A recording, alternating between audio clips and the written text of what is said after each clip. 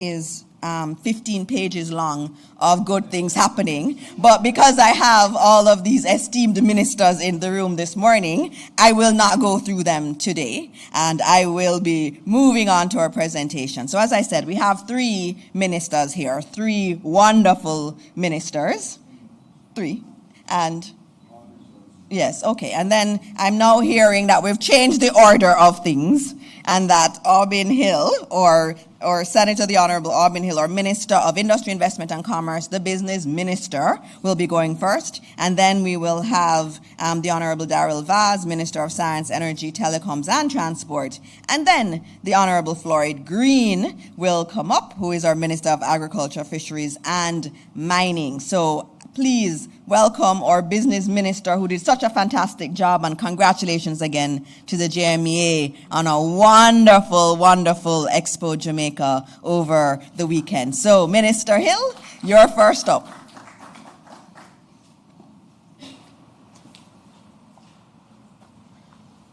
What a joyful minister she is. You guys must be happy to come here every Wednesday and see Minister Dana Morris Dixon up here, because she just brings joy. And you know, she claims to be the best ministry, and because she takes care of all the children, I'll just say the business ministry, because we pay the taxes that make sure that the children get educated.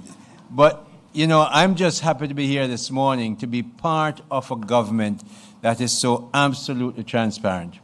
Minister Dana Morris Dixon is absolutely right. Wherever I go around the country, and sometimes you won't recognize me when I go around the country, I have on a cap and tennis shoes and so on, but the policemen know, and they're always so happy to tell you that crime is down. You know, it reminds me of a few years ago. Every week you'll hear on the radio, oh, we only have 8 more weeks of money to buy imported goods, and we have 11 weeks of money, and now for 3, 4, 5 years, nobody talks about that. Because our net international reserves is at, I just got the number for March. I used to talk for the past 3 months, I said $5.5 billion US dollars. It's now up to $5.785 billion US dollars for the quarter just finished in March. Now we're going to say, oh, we don't spend the money. We're spending $44 billion on roads.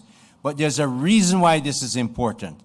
That stability of the Jamaican dollar and the keeping down, the pressuring down of inflation is because we have that reserve. Without that reserve, the currency would be devaluing every single day, and devaluation and inflation are the biggest theft of wealth, especially from those who have the least amount of wealth. So it's good to have that. It's a good place to start. But what I really want to talk about this morning is Expo. Mr. Sidney Thwaites is here, the president of Jamaica Manufacturers and Exporters Association. Mrs. Kamesha Blake is here as well. And Oswald, my friend, who used to play tennis, he's now gone to fly expensive aeroplanes and not play tennis anymore. So he was in charge, he was a man in charge of doing the Expo. My own Shulette Cox couldn't be here. She has to be in Montego Bay doing some other business. But Ms. Linton is here, the VP, who really was in charge of the JAMPRO end of the business. JAMPRO and JMEA, JAMPRO, agency, one of the 20 agencies in this ministry, and JMEA did a fantastic job. And that's what I want to tell you a little bit about before I take questions. Expo Jamaica is the largest exhibition and trade show in the English-speaking Caribbean. Held biannually every 2 years, this flagship event showcases the diversity, quality, and innovation of Jamaican goods and services across a wide array of industries: agriculture, manufacturing, tourism, technology, logistics, and the creative industries. The event typically attracts a general audience of 16,000 to 20,000 Jamaican patrons. And if you were there this weekend, whether it was Saturday or Sunday or Friday, it was just rampacked. We also had a second event right there, which was which calls commission the president a little bit of anxiety in terms of logistics, but it helped because when they finished running, they came across and looked at the products as well. So we were able to host those two events, and the expo took place between April 4th and 6th this past weekend at the National Indoors Sports Center and the National Arena. Expo Jamaica provides Jamaican businesses the opportunity to present their products and services directly to high potential domestic and foreign buyers. It also serves as a tool for promoting trade and investment by connecting exporters with buyers, distributors, and investors from across the globe. We had buyers from about 25 countries. The buyers' reception we had on April 2nd at the Pegasus was really jam-packed. I was there, was happy to be there, and in collaboration with the JMEA, it went very well. Again, JAMPRA was leading the ministry's effort there. Held at the Pegasus, it engendered high-level overseas overview of Jamaica's manufacturing and logistics capacity. That became especially important at the time when we're talking about logistics. I just met, just leaving a meeting with a prospective incoming BPO company. And they're so happy. They have businesses in all parts of Asia. They've been there, they go there, and they're so happy to come here to Jamaica. They're going to deal with one of our high-level BPO operators here. And the proximity is great, and especially at this time when tariffs, the issue of tariffs is so much in the air. So you have high-level overview of Jamaica's manufacturing and logistics capacity, direct engagement between government, industry leaders, and buyers, and it provided insights on the navigating Jamaica's investment landscape, which is constantly changing and improving. And it facilitated networking environment for strategic business-to-business assignment. Those 25 countries included North America and the United States and Canada, of course, Europe, the United Kingdom, Germany, elsewhere, Latin America, Mexico, Peru, El Salvador, Asia and the Middle East, India, Oman, Africa, Ghana, and the Caribbean, of course, Antigua, Trinidad and Tobago, Cayman Islands, British Virgin Islands, Dominica, Barbados, and St. Lucia and Bahamas. These markets represent strategic trade opportunities for Jamaica, especially within CARICOM, the diaspora markets, and global supply chains seeking nearshoring solutions. This, again, is especially so in a time when tariffs dominate the news. We have a geographical proximity to the largest market in the world that we have been selling for a long time. Certainly all the time in my ministry, 2.5 years, everywhere I go. Kamisha has been in some of my business missions. She's heard me. The geographic location is so fantastic. Now it is becoming so vital because people are now looking to come to Jamaica as a place to invest, near shore, set up your Jamaican company, and off you go. And thank God, if there's any thanking to be had, we are at the lower level of the tariff range. Buyers represented a wide range of key industries, food and beverages, chemicals and pharmaceuticals, textile and apparel, digital and professional services, including ICT, BPO, and financial services. Financial services is something Jamaica is going to have to grow into to become the rich country we must, because we cannot continue to sell to less than 3 million people with a per capita GDP of less than 7,000 become rich. We have to find new markets. The existing ones are good, but they haven't made us rich. We have to find new ones, rich ones, to make sure we can sell more goods and services too. So electrical and electronics were on play, hospitality and tourism always there in the space, and environmental solutions. We had 884 buyers attended the Jamaican Export. That's a record. Big records. I mean, we don't have any people in here who clap, but Jemmy needs a big clap, and Jampro and the ministry and all of us who worked to make it clear. We had over 450 were foreign buyers. We had 440 official business meetings. These are the official ones.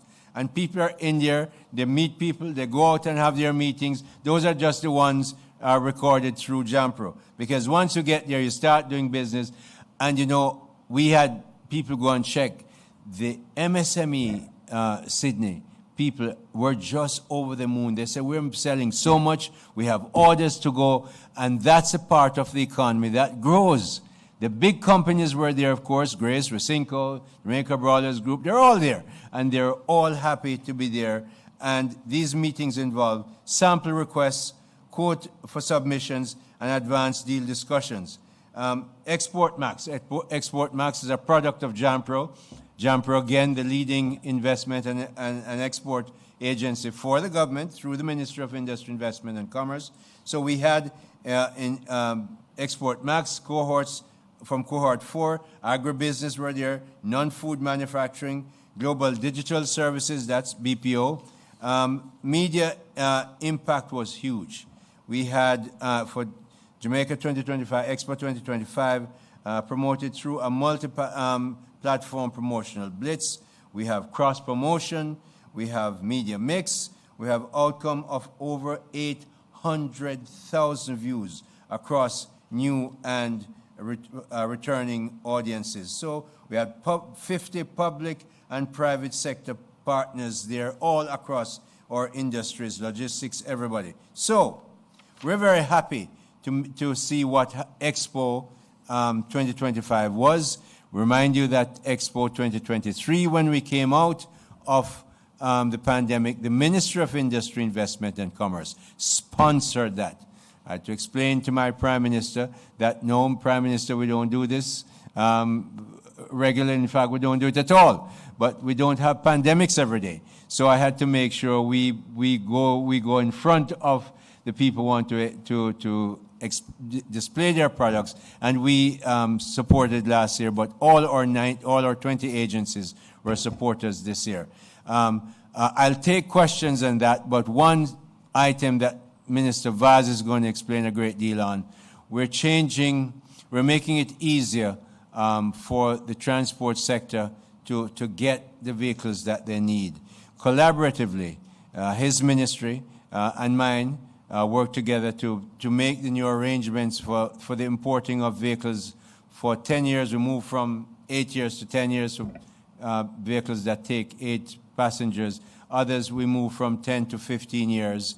And making sure that we make it as equitable as possible. He will give you details on that, just to say that this is how this government works. We collaborate to make sure these things happen, and we've collaborated with a lot of other ministries on other things that we're doing.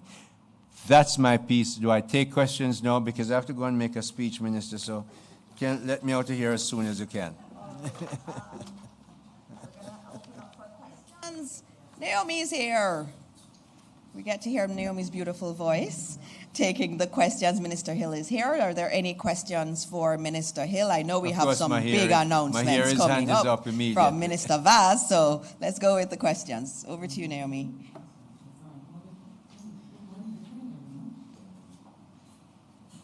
Good morning, everyone. Here is the nationwide news.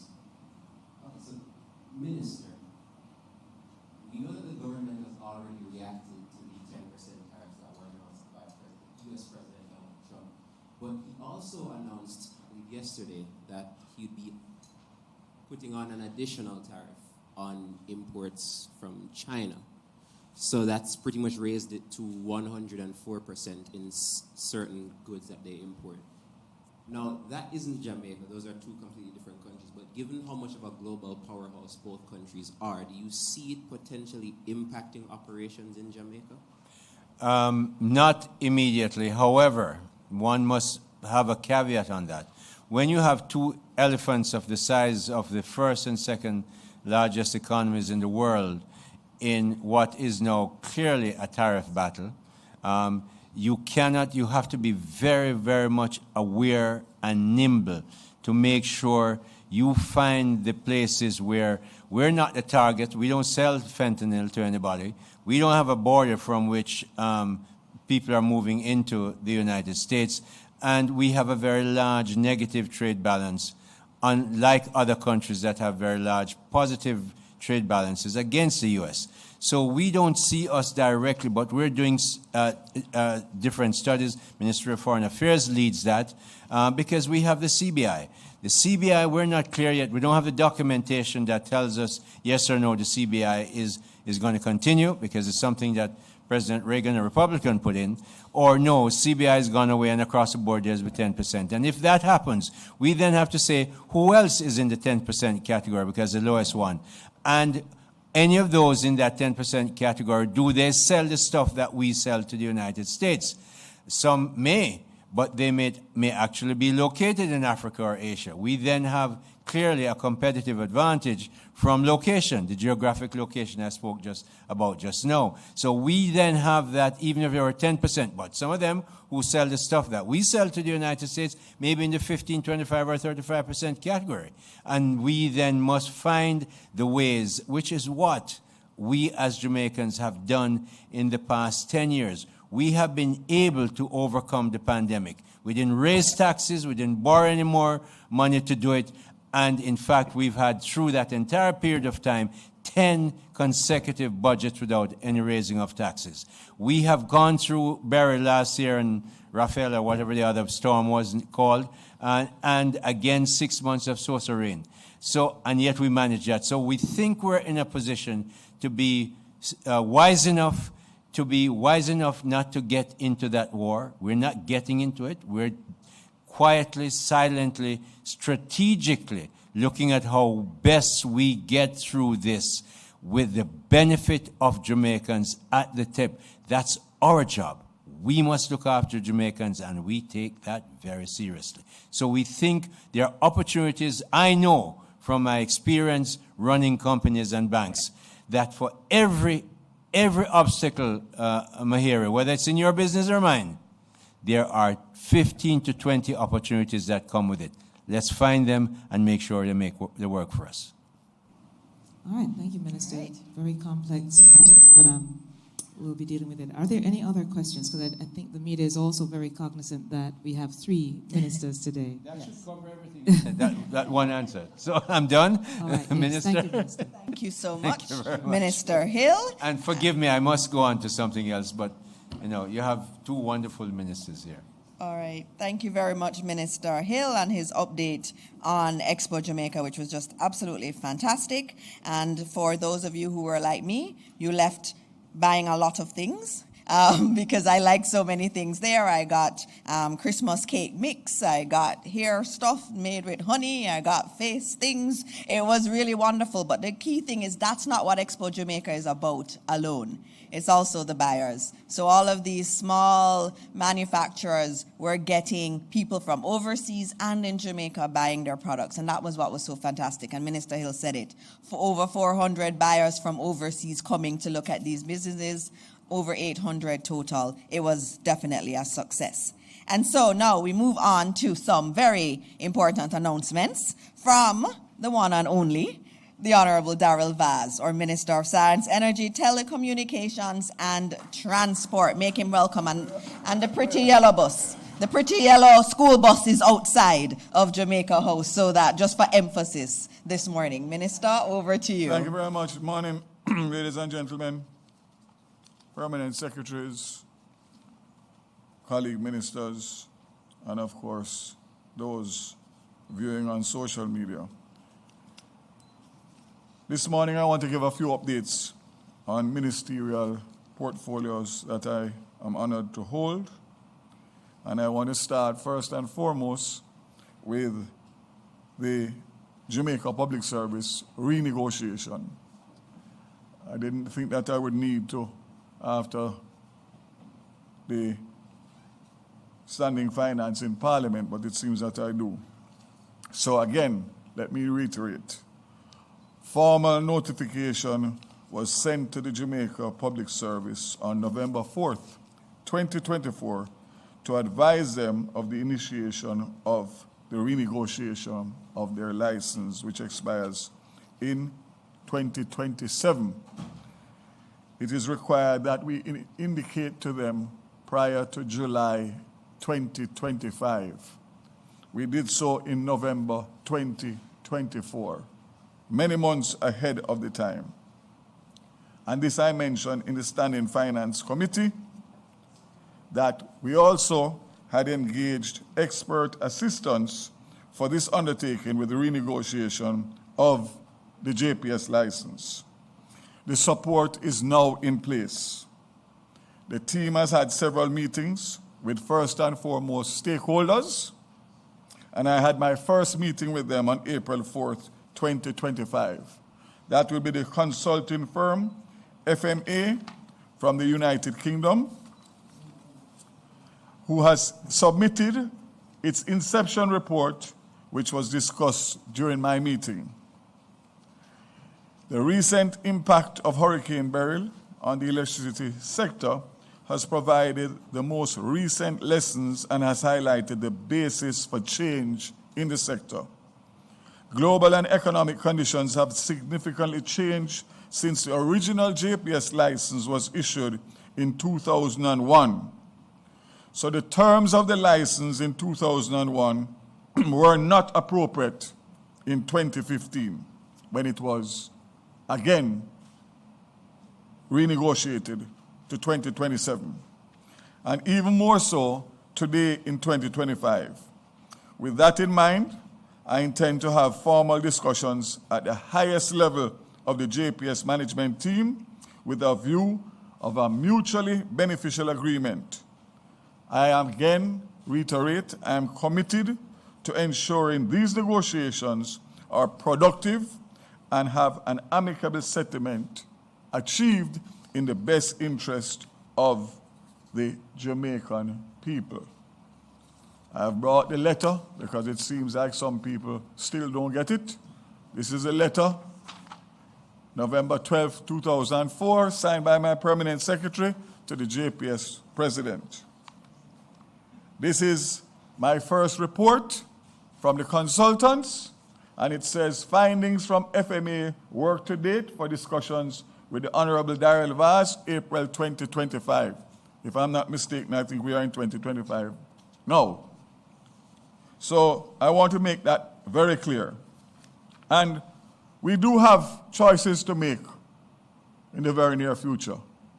And I would posit it that the Jamaican people must decide whether they want Darrell Vaz on behalf of the Andronis administration to renegotiate, or Philip Paulwell from the opposition. I think that choice is quite clear. Let me move on now. Certificate of Fitness Program, mentioned in the Prime Minister's presentation. On March 27th, the Prime Minister announced changes to the Certificate of Fitness Program in his budget presentation. 2 weeks ago, shortly after his presentation, a multi-agency team led by my ministry to determine the steps and actions to be taken to implement the policy change. In addition, provisions are to be made for motorists to license their vehicles for up to 2 years at a time. The team is working on a technology solution to integrate the fitness and registration systems, enabling the Jamaica Constabulary Force to access all necessary vehicle information via the license plate. This will require amendments to the road traffic regulations to give effect to these changes. The projected implementation time for this is within the next 2 to 3 months, between June and July is what I have mandated my permanent secretary. It is important to clarify that contrary to some media and social media reports, the policy position announced by the Prime Minister does not currently exist in our legislation. Existing provisions allow 6 months for commercial vehicles and a maximum of 2 years for all other vehicles. Let me again, for clarity, state that there will be no fee increase in this policy change. So the extension of the time for your registration and your certificate of fitness will not come at an additional cost. To say thank you. Currently, legislation allows for up to 2 years. For the new policy, new vehicles will be up for 5 years. So from you purchase a new vehicle, your fitness will be allowed for 5 years. In relation to 3 years old cars, unless those will be for 3 years, and anything over 3 years old will be up to 2 years. So there'll be 3 classifications rather than what obtains now, which, as we know, is quite tedious. The good thing is that we are going to use technology to drive this. So the days of the stickers on your car and the paper certificate of fitness and all that goes with it are a thing of the past. We're going to use this opportunity now, since there has to be legislative changes, to just do everything at one time. That would include getting a driver's license, where you go to the depot, and depending on what methodology you wish to use, is how fast you get through.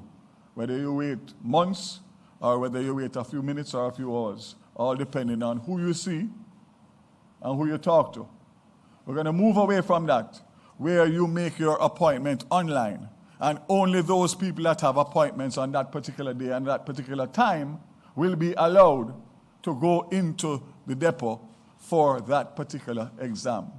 So again, for those of us who have young children, teenagers just becoming eligible for driver's license, you all know what takes place in terms of that process.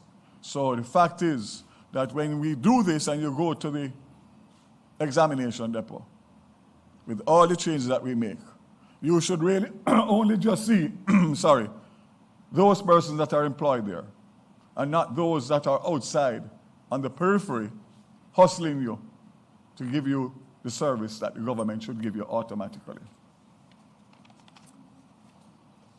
Another one that is of huge concern, not only as it relates to road use, but national security, is the management of the demonstration plates.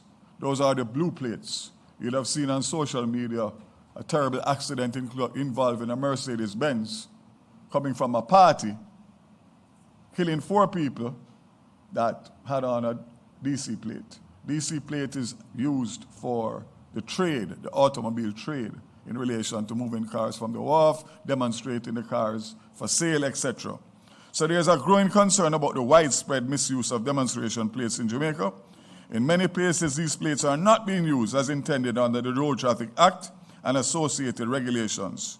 Disturbingly, there's credible evidence that demonstration plates are being exploited by individuals to facilitate criminal activities. Compounding the issue, the police are currently unable to trace these plates through their smart check system. Currently, Tax Administration Jamaica does not have an accurate count of the demonstration plates currently in circulation. This gap in oversight has created opportunities for cloning and unauthorized use by criminal elements. As a result, the government is losing revenue, and the lack of control over this system poses a serious threat to public safety and national security. To address these challenges, legislative amendments will be required to overhaul the system and support a more secure, transparent, and accountable demonstration plate regime. You know, I have to show you the documents, because some people don't believe that ministers work. So everything that I speak to you about, there's a document to support it in relation to the work that has been done by these hard-working technocrats within the ministries. So this one here is the software changes to facilitate the Motor Vehicle Policy Directive. This is April 4th, 2025. In light of the above observations, the government will embark on a total revamp of the current system and replace it with a web-based demonstrated permit system. Dealers are able to access demonstration plates as required, and the authorities are better able to enforce and monitor compliance with little resources. The benefits to the government and Jamaicans: ease in administration, management, and enforcement, dealer online application, the ability to specify usage of permits, and printed permits, which will have a QR code for enforcement verification. Again, this is a work in progress, and here we have a document. Again, says Subcommittee on Demonstration Plates Interim Report. Everything is driven by information, collaboration, consensus. And this one here, on my return from traveling last week, the minister's brief on proposed management of demonstration plates. So this is not driven from the minister down. This is driven from the technocrats and the stakeholders up. So we can easily develop this demonstration plate process at a minimal cost. So far it is looking like about 10 million Jamaican dollars, and we can do this again within a few months, obviously taking into consideration that there will be a procurement requirement. For the design and implementation of the management system, a total recall of existing plates, which a deadline will be issued, submission of the legislative changes, and of course finalize new fee structure. More good news. I don't come here often enough. So when I come, I just give you everything one time. I don't have the time to come every week or every other week. Revised age public passenger vehicle importation policy. On April 7th, which was on Monday, Cabinet approved the amendments of the 2014 motor vehicle import policy as it relates to public passenger vehicles to include the following. For the public passenger transport sector, imported vehicles with seating capacity not exceeding 8 persons must not be older than 10 years, up from 8 years. Imported vehicles with seating capacity between 12 and 15 persons must not be older than 15 years. And imported vehicles without seating capacity between 26 and 32 seats must not be older than 15 years. So let me give you a background as somebody who is familiar with this industry. The average age of the public transportation vehicles that we see on the road with the red plates is 15 years old. So they are aged, they are not fuel efficient, they have been on the roads for many years, and they are not giving the comfort and efficiency to the commuters. We had imposed a policy in 2019 where we had made amendments specifically for the public transportation sector. For whatever reason, the full benefit did not reach to the taxi operator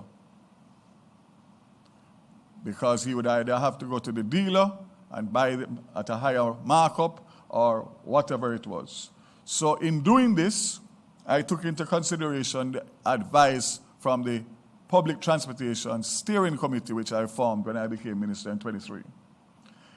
What does this do for the public passenger operator, public vehicle operator? He has the option to apply for an import license in his company's name or his personal name. He has the option to import that vehicle directly by going online to the auctions, going to direct to suppliers in Japan or wherever else, and buy it at source, which means that he's not being held to the point of where he has to pay additional cost to dealers, middlemen, whoever you call it. Before, you had to use a taxi association that you are a member of. Now, you have the option, if you so desire, to go directly and handle your transaction on your own.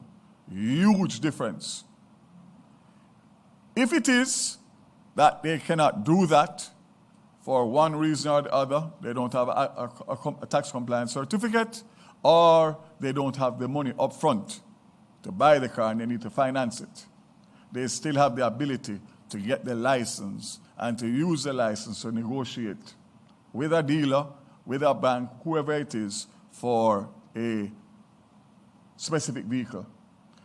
So that is the main difference that will make the difference to make sure that every transport operator, regardless of whether he's a member of association, he has a license on his own, as long as he's compliant and registered with the transport authority, and he pays his taxes, that he can qualify to get a tax compliance certificate, he's good to go. The other option, as I said before, is that dealers will be able to stock cars specifically, and remember that this is a special age for a special category. So you don't go onto the lots and get cars that are specially approved for a specific year. If my memory serves me correct, I think PS Temple is here, the current regular policy outside of public transport is up to 7 years old. I think it's up to 7 years old. So you have a 3-year window specifically for the public transportation. So those persons who can't, for whatever reason, will be in a position to go and get vehicles, to be able to get financing off of lots, which will save significant amount of time. So I think that the increase in the age, which will be for 2 years, it's not open-ended, because this has other repercussions. This policy will be for 2 years, allowing every transport operator to benefit from an additional increase in age limit specific for the public transportation. The Transport Authority will be responsible to communicate and coordinate with the Trade Board for the issuance of these licenses. So the Transport Authority will be the main first point of access, and then they will communicate. But again, I'm heartened because I know the complaints, and I know that the 2019 policy did not go far enough to make sure that these persons would have been able to benefit directly and not have to pay the middleman or the dealer markups. Quick one still on Transport Authority. Transport Authority has partnered with the St. Ann Municipal Corporation to construct a long-awaiting taxi car park in Discovery Bay for taxi operators plying the routes Discovery Bay to Falmouth, Discovery Bay to Brownstown, Discovery Bay to Runaway Bay, Discovery Bay to Farmtown, Discovery Bay to St. Anne's Bay, and the surrounding areas. The facility, as it stands now, will serve as a main terminal point for over 250 taxis operating in that area. The land that is going to be utilized was gifted to the St. Ann Municipal Corporation as a gift from Noranda Bauxite, and based on engineering and construction estimates, a little under $10 million. This will be a joint venture partnership between the Transport Authority, the St. Ann Municipal Corporation, and Noranda. We would know that up to recently, a stoplight was erected right in Discovery Bay by the gas station at that intersection, which was a death trap. And those of you who travel that route would know that the taxis were parked in every plaza and every gas station and on the roads all around there because, in fairness, they had nowhere else to go. So I went there and I made a commitment, and the commitment is going to be delivered. The land has already been transferred, and we are now in the final stages of the plans to erect this facility. South Parade Car Park. The KSAMC has agreed with the Transport Authority to convert the South Parade Car Park into a taxi car park. This new car park will be the terminal point for 4 route taxi routes. The facility will help in alleviating the chronic traffic congestion in downtown Kingston, and some amount of retrofitting is required, and the authorities are working collaboratively to identify sources of funding. More importantly, conversion of 11 JUTC routes to route taxi routes. Transport Authority and JUTC have finalized the conversion of 11 JUTC routes to route taxi routes. During this licensing period, the authority has commenced accepting applications for these routes to allow Hackney carriage operators to convert to route taxis and provide legitimate service along these routes, remove the element of conflict with the authorities and the risk of associated with prosecution and seizure of vehicles for operating contrary to their road licenses, provide for the attachment of approved fare structure for these routes, and provide reliable means of transport for the traveling public. Application opened in March. The steering committee is also looking and has in front of the JUTC an additional 12 routes for taxis. That request is under consideration. Well, it was up until now because it's approved. And the KSAMC are exploring parking arrangements at the Pichon Street Transportation Center. These 12 additional routes that are under consideration for Hackney operators who have been providing public transportation service on these routes for some time now. This will ensure that the taxi operators have the right to an appropriate fee structure. So again, and I'm going to get to that now, there's this feeling that the JUTC is competing against the public transportation operators. Absolutely not. What we are doing is streamlining and making sure that what JUTC can manage because they don't have the fleet, rather than holding it as exclusive, they release it so that new routes, so that will be 23 new routes in the KMTR. 23 new routes. Just think about what that will do to expand the ability for commuters to travel and also operators to earn. Let's go to the big one now. The rural school bus service. Following the Prime Minister's announcement of the rural school bus service, preparations are advancing. This will be a joint initiative between the Ministry of Education, Skills, Youth and Information, and the Ministry of Science, Energy, Telecommunications and Transport. We have a meeting immediately after this, since I knew Minister Dixon would be here and our PS and team, and my PS and team. So we won't waste any time. We'll finish this, we'll go straight into that meeting. So, let me outline just quickly what we are trying to achieve. The Ministry of Transport will be responsible for managing the buses.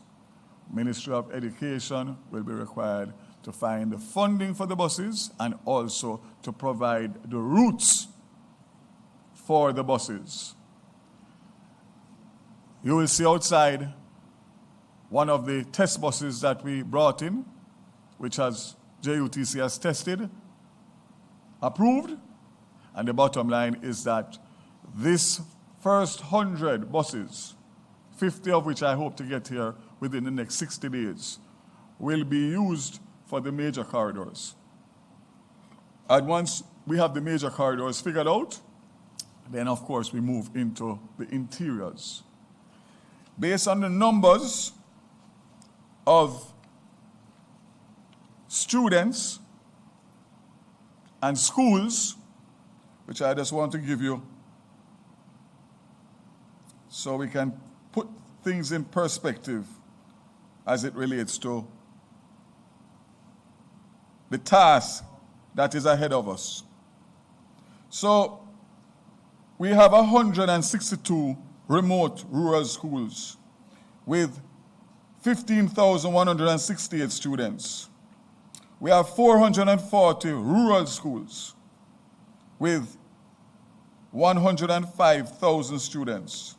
And urban schools, we have 379 of those with 257 1,000 students. So it simply means that the JUTC and the Ministry of Education, in starting this program, it will take some time to be able to really have the impact that we want, which means that there will still be a place for the public passenger vehicles to operate.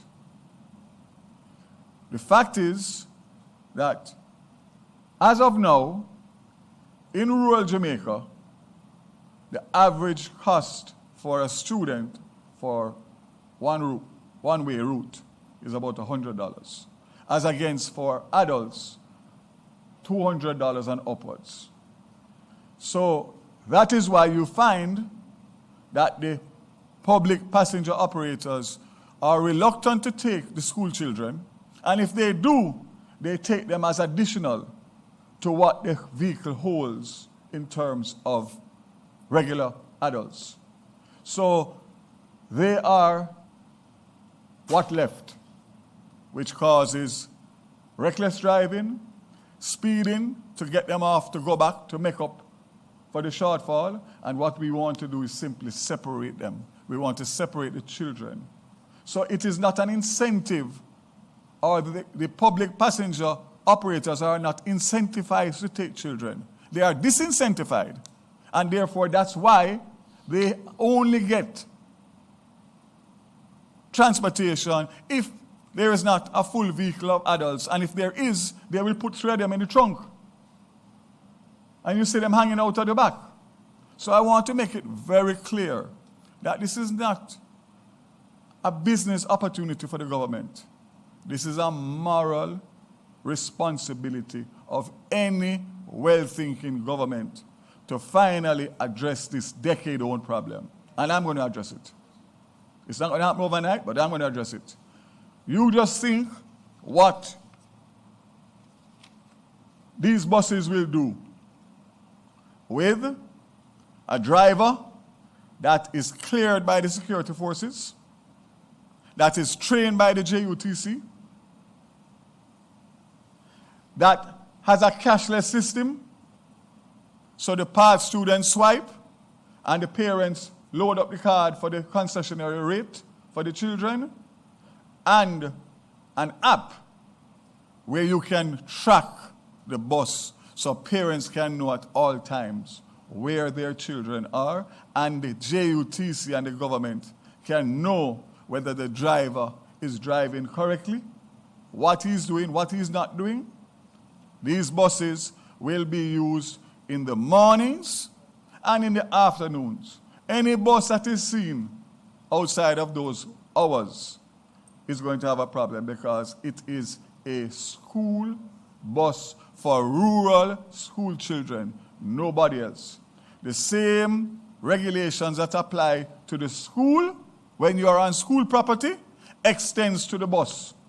Teachers will be assigned based on where they live to travel on the bus to make sure that what obtains on the bus is what we want for our children. So this is a game changer. And with Minister Dixon, we're going to work on it. We're going to get the 50 buses here. We're going to run them through length and breadth of Jamaica to make sure that the specifications are right and they are fully approved by JUTC. But for September morning, the other 50, and we move on. The good thing about it, and Minister Hill made a point, and I'm passionate, so I want you to bear with me. We are spending, because of our fiscal discipline over the years and our gains, billions, tens of billions of dollars on roads, on water, on everything else, infrastructural-wise. These buses, refurbished buses, that hold up to 70, 75 kids, will cost the government of Jamaica $50,000 US approximately, 7.5 million Jamaican dollars per bus. You tell me if it's not time for Jamaica to invest in the children of Jamaica for the future by virtue of investing the same levels of capital that we are doing in so many other areas that are badly in need, well deserved. But this, to me, must become the focus and the priority of the government, to make sure that we can put enough buses into the system to make sure that children can go safely to school and be in a better frame of mind to learn. The last thing I say on this is that existing arrangements that schools have for transportation PS troop, I know there are many schools that have their own private arrangements. Those will be uninterrupted. As a matter of fact, I encourage them to buy some of these buses and help, because this is not only a government initiative. This has great private sector investment potential, save and except for the fact that the same concessions that apply for the thousands of students in Kingston and St. Andrew, Portmore and Spanish Town will be passed on through the JUTC to the rural school bus system. There will be equity and fairness. Currently now, part students get a subvention through the Ministry of Labour to Ministry of Education. They pay nothing on the local JUTC system. Others pay between 20 and 50 Jamaican dollars, depending on the route. Those will be passed on to the rural school bus system to allow for fairness, equity, and affordability. Currently, $300 to $600 per trip times 2 per student for every rural parent. Unaffordable, especially if you have more than 2, 3, 4, some have even more than that. To the point of where I come from a rural constituency. I live it, I know it. I didn't grow up in the country. And I didn't take a school bus, but I've been a representative for 17 years.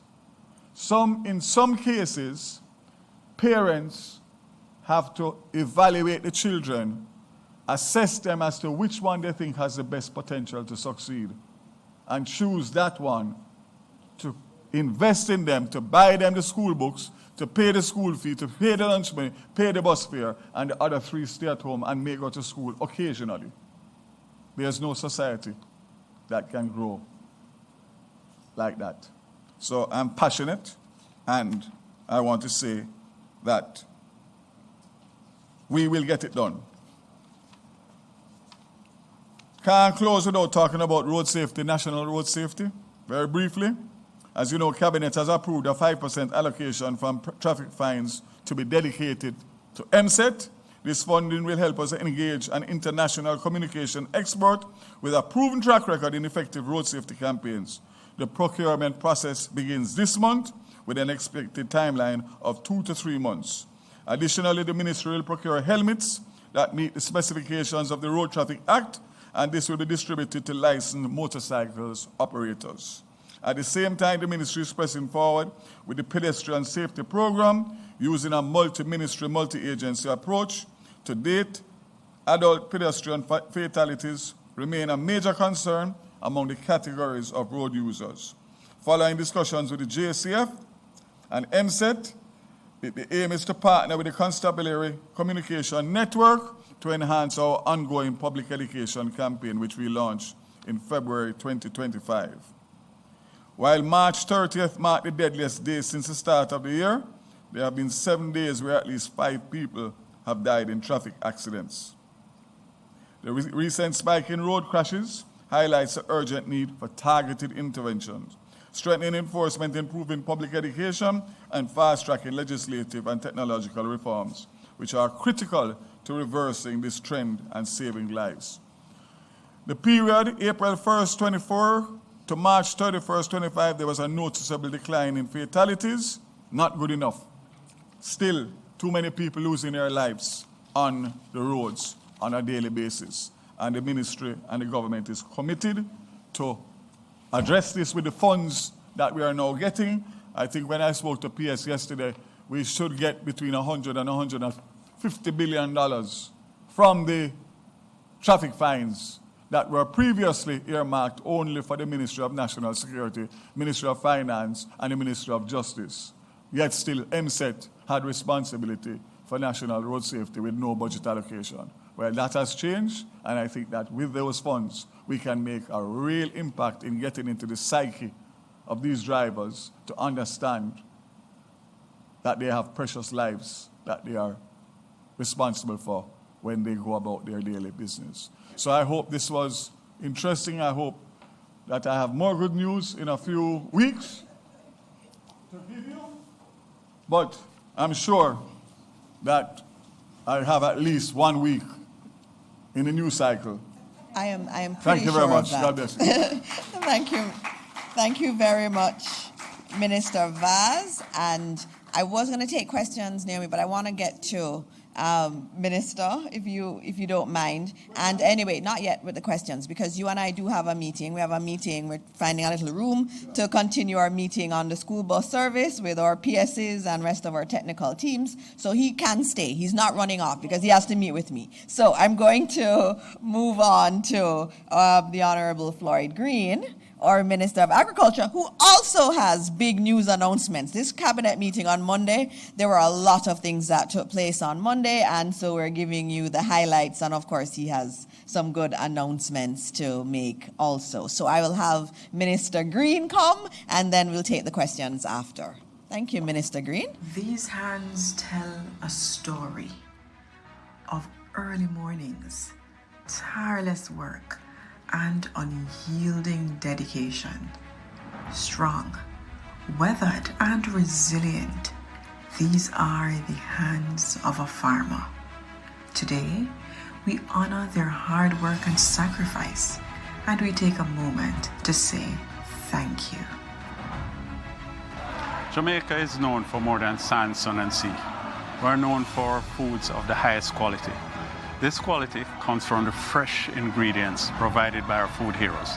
And for this, we're truly thankful.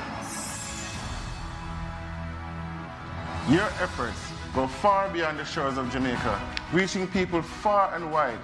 Because of you, the entire world gets a taste of Jamaica. For this, we thank you.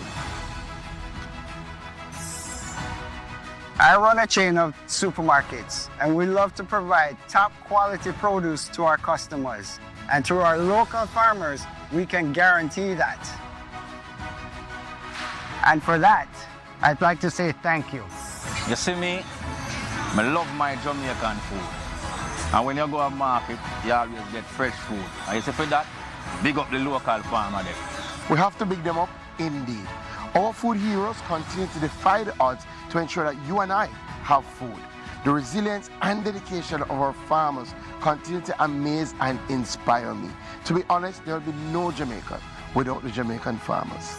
From as early as 3 a.m. 7 days a week. Through rains and drought. A farmer shows up. So remember, every time you take a bite, thank a farmer. There was a lot of talk about which is the most important ministry. But remember that every time you take a bite, whether in education, transport, or wherever, please thank a farmer. Good morning, everybody. My colleague, Ministers Vaz and Morris Dixon and Minister Hill, who has left us, our permanent secretaries. First, we want to start by appreciating that we are in Farmers Month. And as such, Farmers Month 2025 is being celebrated under the theme, Thank a Farmer. This campaign is designed to honor and appreciate Jamaican farmers while also encouraging broader conversations around food security and the importance of agriculture to national development. This year's observance centralizes all activities and messaging across the Ministry of Agriculture, Fisheries and Mining and its various agencies, including the Jamaica Agricultural Society. We would have had the official launch of Farmers Month on Thursday, April 3 at Crichton Estate in Irishtown in St. Andrew. The choice of the location really reflected the ministry's commitment to our coffee farmers. in East and West Rural St. Andrew, parts of Portland, parts of St. Thomas. And as such, we would have rolled out our continuing support for coffee farmers through this launch of our Thank a Farmer campaign. In fact, we're looking to distribute an additional 20,000 coffee seedlings. We're going to be partnering with some of our exporters to help our farmers. Currently, we have 8 farm roads in our coffee areas. This is a new initiative for this year. We've allocated over $120 million to help our coffee farmers in specific areas, including parts of Portland. I was able to tour with Minister Vaz in one of those important farm roads up there in Bangor Ridge, and we're doing work in St. Thomas, we're doing work in East Rural and West Rural St. Andrew. This is a part of the ministry's continued support to our farmers. In fact, last year, over $496 million from our production and productivity program went into direct targeted support for crops like yams, ginger, onion, Irish potato, and provides resources for small ruminants, poultry, irrigation, and farm tools.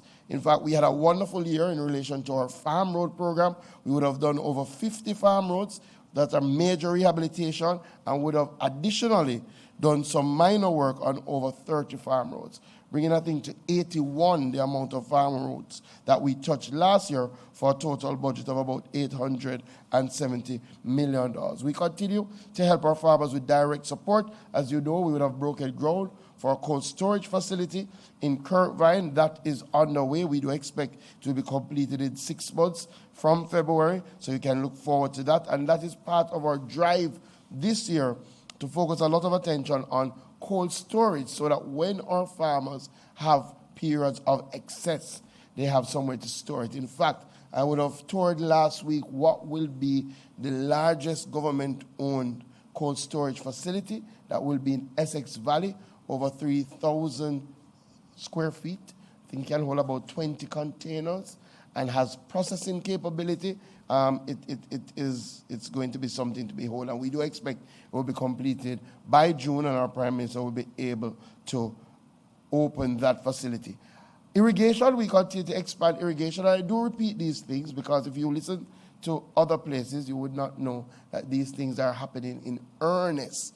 And as such, we will launch our Parnassus irrigation scheme this month for Farmers Month, which will bring an additional 300 hectares, about 600 acres, under irrigation support in South Clarendon. And we do expect the Prime Minister to commission that system on the 23rd day of April, which is part of our drive to bring 1,600 hectares under irrigation. And that does not include what we will break ground for this year, which is our Pedro Plains irrigation scheme, which will bring an additional 3,000 hectares under irrigation coverage. So for Farmers Month, we want all of you, every time you engage a farmer, the first thing you should say to them is, thank you. And we're going to have we had our farmer, Thank a Farmer church service. We're going to have our Thank a Farmer Manchester Food Festival on April 13th. We're going to have our Montpelier Agricultural Show on April 21, St. Mary Agricultural Show, April 21. All of this is Easter Monday. So wherever you are in Jamaica on Easter Monday, please find an agricultural show. We're in Manchester, we're in Montpelier and St. James, St. Mary, and also the St. Elizabeth Horticultural Show. We're going to have a Thank a Farmer Farmers Market here in Kingston and also in St. James, and a Thank a Farmer Wellness Fair where we will bring out our farmers and treat them for that day. In addition, we're going to launch our RADA mobile app roadshow. If you don't yet know, RADA has a mobile application that you can download on Android or iPhone that brings extension services to your fingertips. So for even those of you who are backyard gardeners and you're wondering what is happening to your tomato senator who planted and only got 2, we have videos now that can guide you through the process. I would love to tell you a little bit about our 4-H Expo, but that's next week, Wednesday. We're inviting everybody to join. And yesterday, we had our first ever 4-H agribusiness pitch competition, where one of our REAP builders got $1 million. I said, we're one, but to be honest, we did regional competitions. We had 11 finalists, and at the end of the competition, we ended up with a tie. And instead of giving one person $1 million, they both went home with $1 million to their business. Wonderful businesses. One is a honey-based business, the other is a sweet potato-based business, and both of them showed how it is scalable. So please thank a farmer for Farmers Month and every other month of the year. Additionally, I want to take a moment to speak about an important policy shift that was announced by the Prime Minister during his recent budget presentations, which is really changes to the vehicle import regime for agriculture and fisheries sector. You know, when I became Minister of Agriculture, we had a listening tour where what we did was went around and we had meetings in every parish with all our farmers to ask them what they wanted to see the government do for them. What were some of the challenges? How could we make them more efficient? How could we make them more profitable? And through our stakeholder engagements, a number of our farmers said to us that they face significant issues transporting their perishable produce. They wanted to see an expansion to ensure that they were getting the motor vehicles that they needed to be more profitable and efficient. Most of you may know that our farmers currently enjoy a 20% duty concession, but it was limited to pickup trucks. I'm pleased to announce that Cabinet has now approved an expansion of the categories, so our farmers will be able to get a 20% duty concession on panel vans and small trucks, small refrigerated trucks as well, that will ensure that they can expand their fleet and bring in vehicles that are better suited to treat with the perishability of their produce. In addition, we looked at the cost of a number of these motor vehicles, and we have decided that for these panel vans, small trucks for farmers, that we're going to amend the age limit for these light commercial vehicles, increasing it from 10 years to 15 years. That means that there will be lower cost, more accessible for our farmers. And I kept saying our farmers, but I'm very, very pleased to announce that for a very long time, our marine fishers were unable to access the duty concession. Our fish farmers were able to access it, our farmers were able to access it, but not our marine fishers. I'm pleased to announce that we are making the changes to ensure that our marine fishers will now be able to access the 20% duty concession. And under all of these new criteria, they will now be able to get small refrigerated trucks that they can use in their fishing enterprise, hence strengthening their ability to participate in the blue economy, increasing productivity, increasing efficiency, and lowering barriers to entry and operation. Finally, I have to look at Dana because I don't know if she recognized that with us here, it's going to be a long post-cap. One of the things that we have been recognizing is that we have been underutilizing our various trade arrangements in relation to exports. And as such, we have been proactive in seeing how can we, one, expand the trade arrangements that we have, ensure that we get access to new markets for our farmers, but importantly, how can we guide our farmers, how can we guide our exporters to be able to penetrate those markets, to be able to access the support services, to utilize our incentives, our waivers, and to get past technical barriers. To fill these gaps, we saw it fit to develop an export clinic, which are intensive workshops and forums that will equip new and existing exporters, farmers, agro-processors, and other stakeholders with essential information, key insights, and perspectives to increase positive export outcomes. This is a collaborative effort involving our internal and external stakeholders. We've engaged the DBJ, we've engaged the JMEA. We had our first export clinic here in Kingston. It was oversubscribed and went extremely well. And we're going to be moving these export clinics right across the country. So our exporters, our agri-processors, our farmers will be coming to you to tell you what are the qualities that you need, what requirements and standards you need to satisfy, what are the opportunities. But we haven't stopped there, because we recognize that while we're going to be doing these clinics and while we're going to be expanding across the island, why not use the technology that is at our fingertips? And as such, Jamaica, we have developed now, the first time in the Ministry of Agriculture, a suite of practical tools to drive export expansion. And this is found in a one-stop platform, the Trade and Market Intelligence Portal. So what we have done is to bring together a platform which brings all the information around exporting from an agricultural standpoint in one space. It provides you with investment guidelines, profiles with calculated returns on investments, detailed information on products in demand in target markets, as well as market entry requirements, centralized access to all the ministry's market research studies, incentives, waivers, application forms, licenses for exports. So you won't have to go to multiple spaces to get all the information that you need if you're looking to export.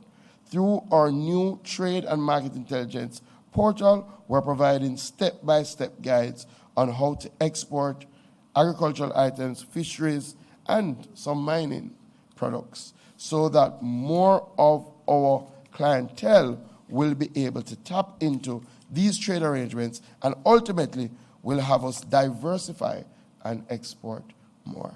Again, thank you and have a wonderful Farmers Month.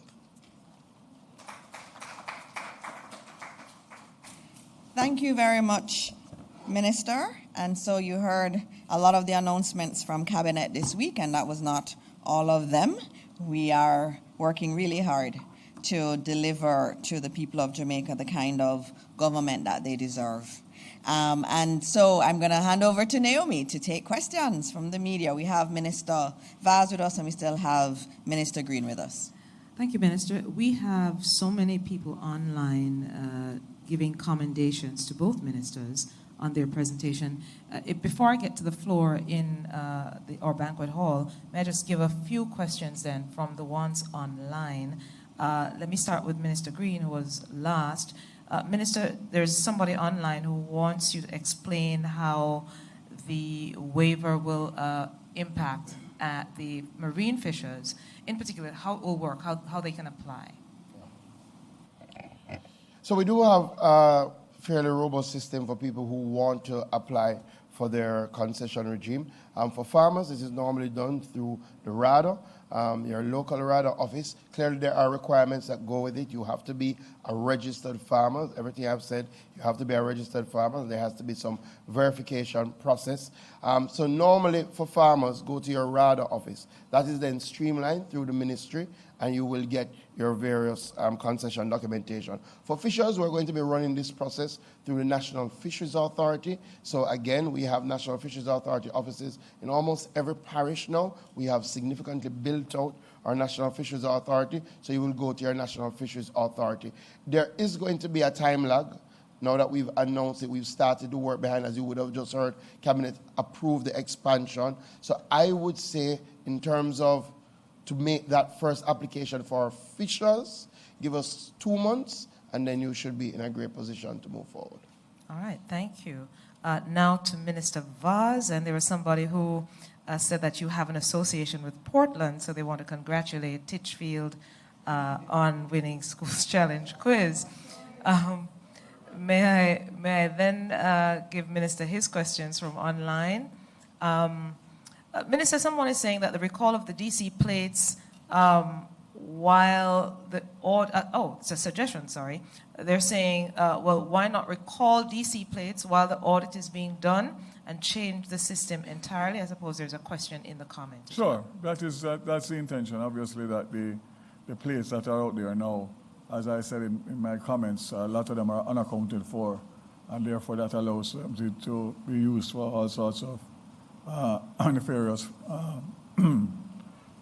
areas. So we will recall, but we have to make sure that we have something to replace the recall with, so that there's not a lull in the transition. But it will be done, and it will be done in the shortest possible time. All right. Let me just, being fair to you, big up, Minister. That's a whole heap of news for a long time. All right. Then another question: will the matter of purchasing vehicles directly result in lower costs given the tariffs and customs duties? So the customs duties remain the same. The only thing that has changed is the fact that public transport operators will be able to bring in older vehicles, which obviously will be less expensive, which means less duty. So yes, they will benefit significantly from both the cost of the vehicle and, of course, the applicable duties on the wharf. But the duty structure outside of agriculture that Minister Green spoke about will remain thing. And let me take the opportunity to congratulate Titchfield, humongous for a little parish, with a big school in Kingston. So it just shows you that all things are possible. All right, the final one I have, let me apologize to the colleagues in media in the banquet hall for taking all these questions at once from online. But it also has to do with schooling then, Minister. Scheduling of the bus service for the school bus system that will come out, and also an update on scheduling, proper time scheduling for JUTC buses within the corporate area. 100%. We did have some issues in terms of the rolling out the app for JUTC based on some technology issues as it relates to the country of origin. Those buses, as you know, came from China, so we have to be putting in our own system, which is taking us some time. But yes, it is the intention to have a full accessible app for both JUTC, for the regular KMTR, and also for the school bus, so that people can track the buses, and also, more importantly, we in JUTC can also make sure that we can monitor our fleet of buses. So that is and I'm sure as we unfold and the school bus, the Ministry of Education will have responsibility for all of that in terms of the routing, the scheduling, the process, etc., etc. So you will hear more.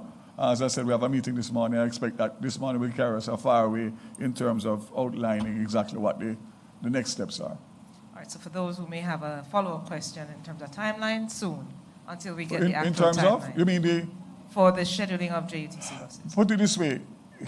The JUTC is in the final stages. I'm hoping that we can probably do that in time for before summer. And once that is done, then the school bus will obviously benefit from that. So we are far advanced. The last report I got from JUTC, as a matter of fact, I think they're testing the app now. But it's very important because that's a big part of the benefits to these new buses and new technology. All right. Thank you, Minister. My apologies for for having you wait, and thank you for your patience. Good morning. 2 questions, one to Minister Morris Dixon. I'll start with Minister Vaz, though.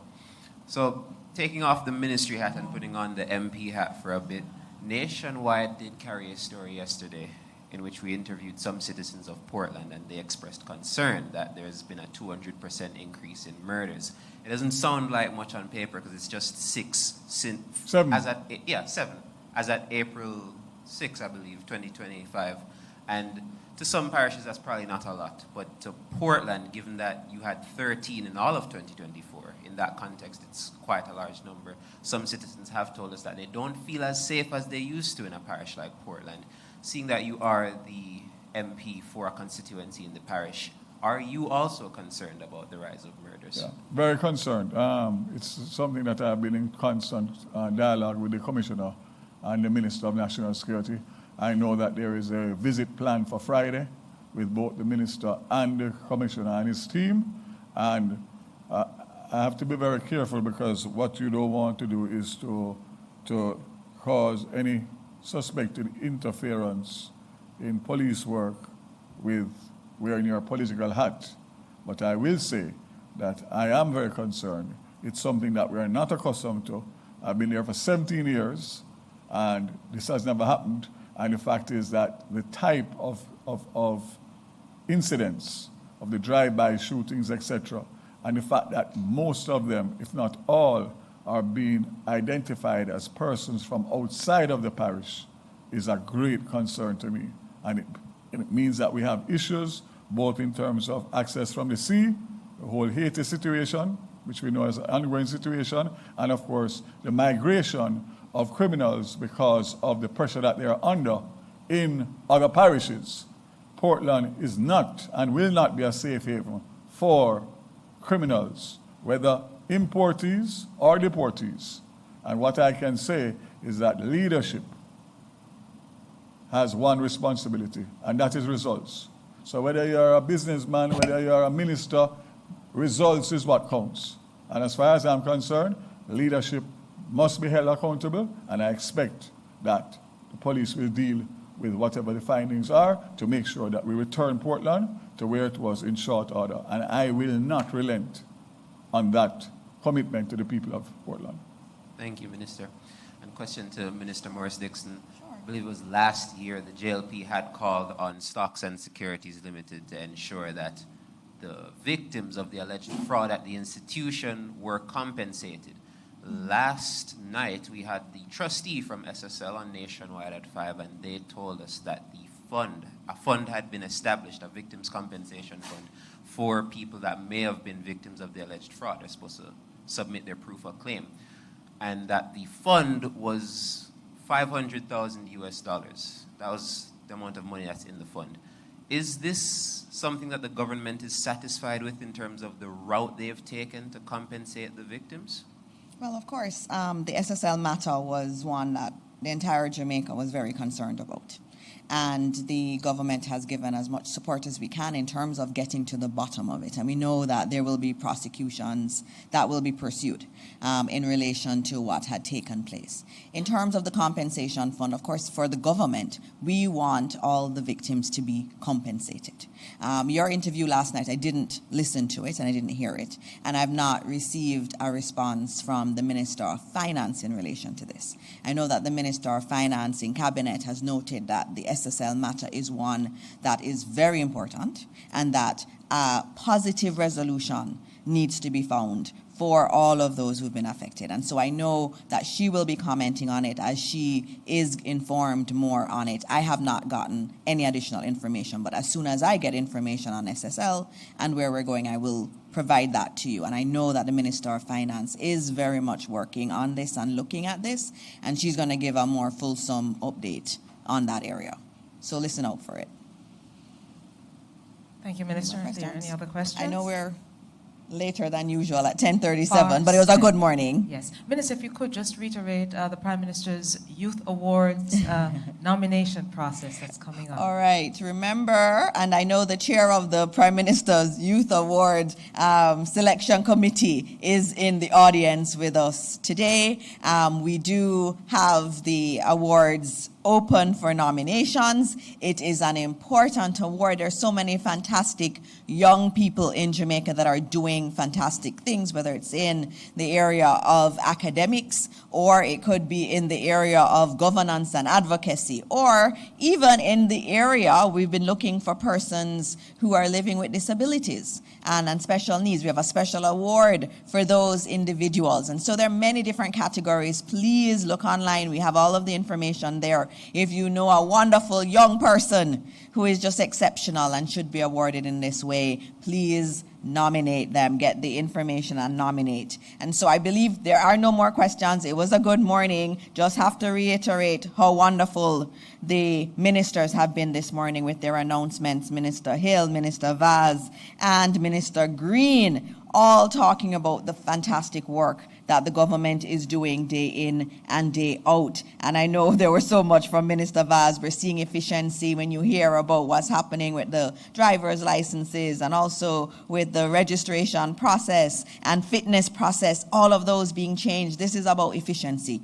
And this is a government that is really serious about driving down all of the bureaucracy and inefficiencies, and these are some of the initiatives. And we're so happy to hear about what's happening with our farmers in Farmers Month, and we will thank a farmer. I'm not a good one, but I do thank those who have better green thumbs than I do, and the focus on irrigation for our farmers, and of course that new vehicle importation scheme for farmers and fisher folk was really great to hear. And of course, I can't not talk about the rural school bus system, which is going to be a game changer. So many of our students miss school because their parents can't afford the transportation costs. This is wonderful. The Ministry of Education is so excited. We are ready to work on this with the JUTC and the Ministry of Transport. And so I thank Minister Vaz for moving so quickly to address this problem that has been there for a long time. And so as we end today's very long post-cabinet press briefing, I again say to our visitors who are here, thank you so much for coming. We do this all the time. We open up ourselves for questions from the media. We tell Jamaica what is happening because we're very transparent. And so I thank you for tuning in this week. And as always, God bless all of you and God bless Jamaica, land we love. Thank you.